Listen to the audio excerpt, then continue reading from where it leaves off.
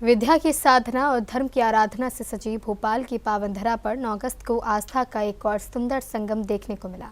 जन समाज के प्रतिष्ठित भामाशाह एवं समाजसेवी श्री अशोक पाटनी जी अपने भाई श्री सुरेश पाटनी जी सहित श्री विद्या कुल शिरोमणि आचार्य श्री समय सागर जी महाराज के दर्शन और आशीर्वाद के लिए चातुर्मास स्थल श्री विद्योदय तीर्थ पर पहुंचे।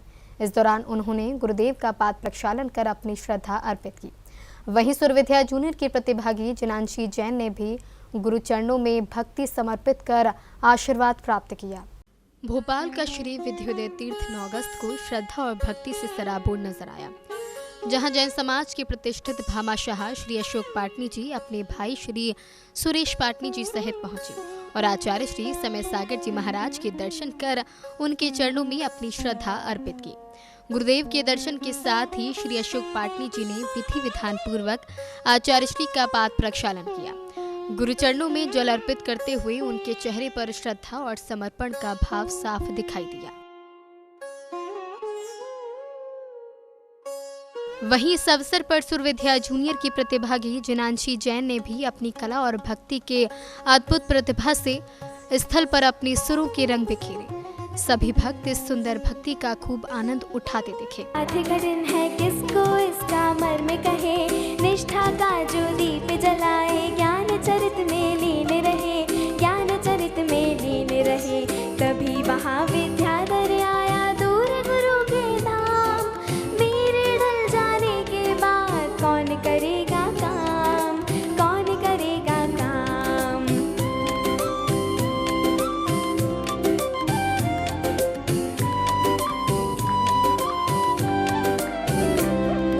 गुरु ने फिर शिक्षा दीक्षा जल को जला दिया, स्वयं शिष्य के चरण बैठ के अहम को अपने गला दिया, अहम को अपने गला दिया।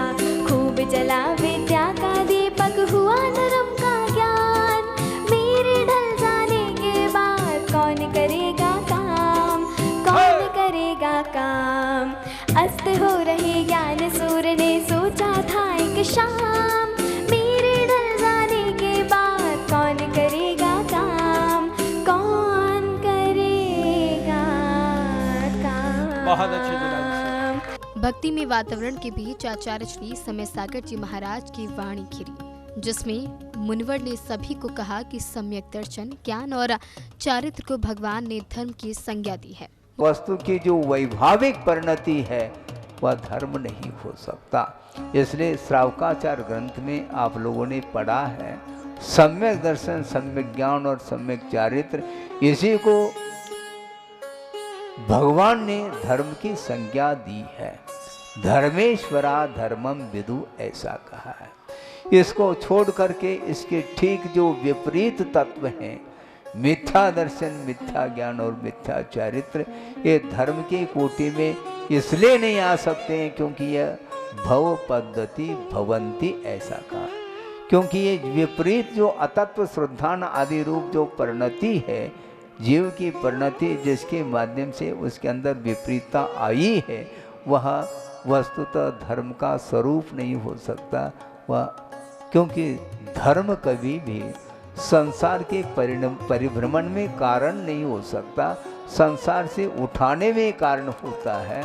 इसलिए विपरीत जो दर्शन ज्ञान चारित्र हैं उसके माध्यम से संसार का विकास होता है। भोपाल में हुआ यह आध्यात्मिक मिलन सिर्फ गुरु दर्शन तक सीमित नहीं रहा, बल्कि श्रद्धा, सेवा और भक्ति के उन भावों को भी अभिव्यक्त करता नजर आया जो जैन संस्कृति की आत्मा है।